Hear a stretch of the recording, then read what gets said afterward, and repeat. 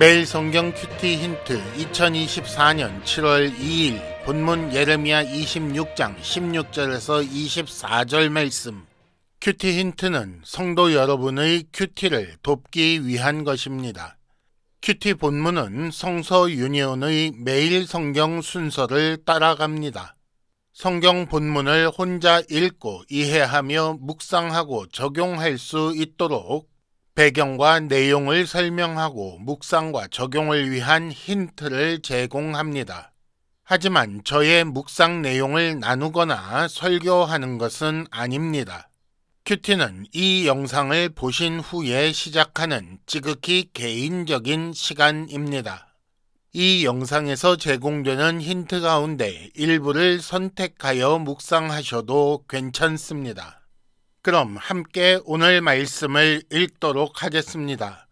고관들과 모든 백성이 제사장들과 선지자들에게 이르되, 이 사람이 우리 하나님 여호와의 이름으로 우리에게 말하였으니 죽일 만한 이유가 없느니라. 그러자 그 지방의 장로 중 몇 사람이 일어나 백성의 온 회중에게 말하여 이르기를, 유다의 왕 히스기야 시대에 모레셋 사람 미가가 유다의 모든 백성에게 예언하여 이르되, 만군의 여호와께서 이와 같이 말씀하셨느니라. 시온은 밭같이 경작지가 될 것이며 예루살렘은 돌무더기가 되며 이 성전의 산은 산당의 숲과 같이 되리라 하였으나, 유다의 왕 히스기야와 모든 유다가 그를 죽였느냐? 히스기야가 여호와를 두려워하여 여호와께 간구하매 여호와께서 그들에게 선언한 재앙에 대하여 뜻을 돌이키지 아니하셨느냐? 우리가 이같이 하면 우리의 생명을 스스로 심히 해롭게 하는 것이니라. 또 여호와의 이름으로 예언한 사람이 있었는데 곧 기럇 여아림 스마야의 아들 우리아라. 그가 예레미야의 모든 말과 같이 이 성과 이 땅에 경고하여 예언하매 여호야김 왕과 그의 모든 용사와 모든 고관이 그의 말을 듣고서 왕이 그를 죽이려 하매 우리아가 그 말을 듣고 두려워 애굽으로 도망하여 간지라. 여호야김 왕이 사람을 애굽으로 보내되 곧 악볼의 아들 엘라단과 몇 사람을 함께 애굽으로 보냈더니 그들이 우리아를 애굽에서 연행하여 여호야김 왕에게로 그를 데려오매 왕이 칼로 그를 죽이고 그의 시체를 평민의 묘지에 던지게 하니라. 사반의 아들 아히감의 손이 예레미야를 도와주어 그를 백성의 손에 내어주지 아니하여 죽이지 못하게 하니라. 아멘. 오늘의 큐티 힌트 3가지입니다. 첫째, 예레미야의 당당한 태도와 그 결과를 주목하시기 바랍니다. 둘째, 백성의 변덕스러운 태도가 무엇 때문인지 생각해 보시기 바랍니다. 셋째, 히스기야와 여호야김, 미가와 우리아 사이의 대비에 주목하시기 바랍니다. 큐티 힌트 첫 번째, 예레미야의 당당한 태도와 그 결과를 주목하시기 바랍니다. 16절 말씀을 보면 이 사람이 우리 하나님 여호와의 이름으로 우리에게 말하였으니 죽일 만한 이유가 없느니라 라고 했습니다. 어제 읽은 본문에서 예레미야는 12절부터 15절까지 자신의 변론의 시작과 끝에 여호와께서 예언하게 하셨다고 당당하고 분명하게 말하는 것을 볼 수가 있었습니다. 결국 이런 태도가 사람들의 마음을 돌려놓은 것으로 볼 수 있습니다. 하나님께서 예레미야에게 예언할 말씀을 주셨지만 말씀을 주신 하나님도 말씀을 받은 예레미야에게도 경고 말씀을 전하는 일이 반갑고 기분 좋은 일은 아니었을 겁니다. 하지만 하나님께 예레미야는 믿고 맡길 수 있는 사람이었고 그 믿음처럼 하나님의 뜻은 예레미야를 통해 백성들에게 전달될 수 있었습니다.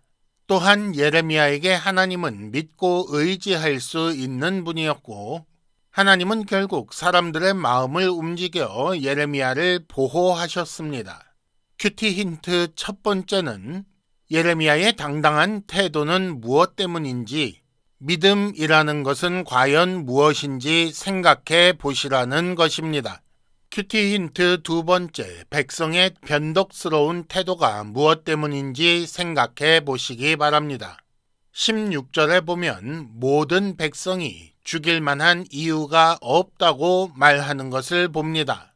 그런데 24절에는 그를 백성의 손에 내어주지 아니하여 죽이지 못하게 하였다고 했습니다.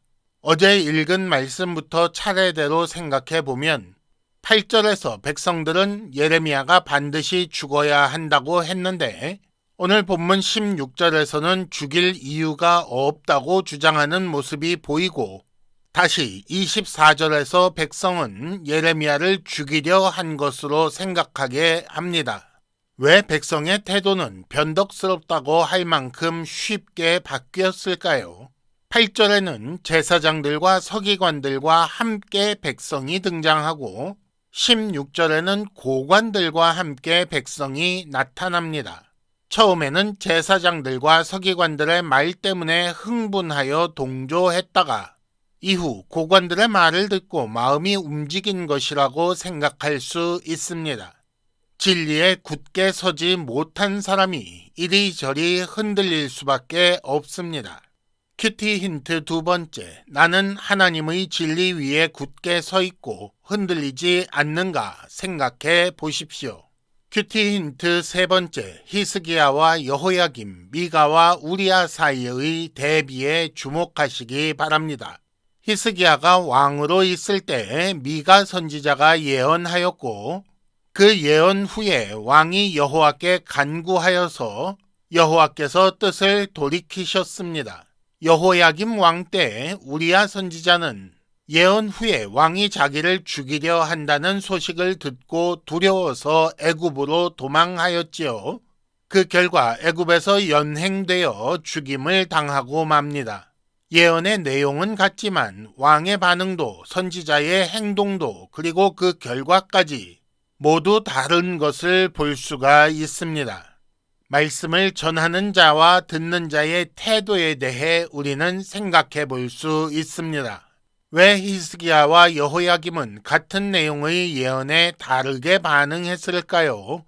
하나님의 말씀을 대하는 왕의 태도가 그 결과에 어떤 영향을 주었을까요? 미가와 달리 우리야가 이집트로 도망간 이유는 무엇일까요? 여호야김 시대를 사는 예레미야는 두 선지자 중 누구와 비슷합니까? 힌트 세 번째, 질책과 경고의 말씀이 주어질 때 어떤 마음으로 듣고 계십니까? 두려운 상황에서 하나님께 순종해야 할 때 어떤 마음으로 임하십니까? 이상으로 2024년 7월 2일 매일 성경 큐티 힌트를 마치겠습니다.